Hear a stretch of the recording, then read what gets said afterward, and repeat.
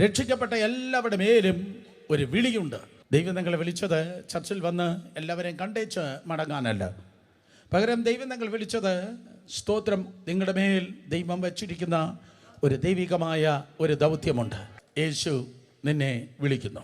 കാരണം ലോക സ്ഥാപനത്തിന് മുമ്പേ കർത്താവ് നിങ്ങളെ തിരഞ്ഞെടുത്തു. എഫേസ്യ ലേഖനം 1-ാം അധ്യായം 4-ാം വാക്യം. ലോക സ്ഥാപനത്തിന് മുമ്പേ ക്രിസ്തു നിങ്ങളെ തിരഞ്ഞെടുത്തു.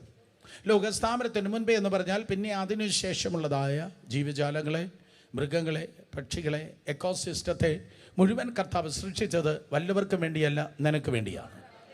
സോ ക്രിയേഷൻ്റെ പ്രയോറിറ്റി നോക്കുമ്പോൾ ലോക സ്ഥാപനത്തിന് മുമ്പേ ദൈവം ക്രിസ്തുവിൽ നിന്നെ കണ്ടെങ്കിൽ ക്രിയേഷൻ്റെ പ്രയോറിറ്റിയിൽ ഒന്നാമത് നീയാണ് കിടക്കുന്നത്. അതായത് സഭയാണ് കിടക്കുന്നത്. മനുഷ്യൻ്റെ മുൻപിൽ നിങ്ങൾ വില കുറഞ്ഞവരെന്ന് ആരോ തുറച്ചു നോക്കുന്നുണ്ടായിരിക്കാം.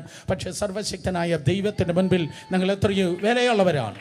സോ ഈ ലോകത്തിലുള്ള സകലതിനെ ദൈവം സൃഷ്ടിച്ചത് സ്തോത്രം നിങ്ങൾക്ക് വേണ്ടിയാണ്. അതുകൊണ്ടാണ് കർത്താവ് പറഞ്ഞത് യോഹന്നാൻ 16 സ്തോത്രം 15-16 അധ്യായം നിങ്ങൾ വായിക്കുമ്പോൾ പരിശുദ്ധാത്മാവിനെ കുറിച്ച് യേശു കർത്താവ് പറഞ്ഞു വരുമ്പോൾ, യു ഡിഡ്ന്റ് ചൂസ് മീ, നിങ്ങൾ എന്നെ തിരഞ്ഞെടുത്തെന്നല്ല, ഞാൻ നിങ്ങളെ തിരഞ്ഞെടുത്തിരിക്കുന്നു. നിങ്ങൾ എന്നെ തിരഞ്ഞെടുത്തെന്നല്ല, ഞാൻ നിങ്ങളെ തിരഞ്ഞെടുത്തിരിക്കുന്നു. For what? എന്തിനു വേണ്ടി? നിങ്ങൾ പോയി ഫലം കായ്ക്കേണ്ടതിന്. സോ നിങ്ങൾ എല്ലാവരുടെ മേലും എന്തുകൊണ്ട് ഒരു ദൈവത്തിൻ്റെ വിളിയുണ്ട്.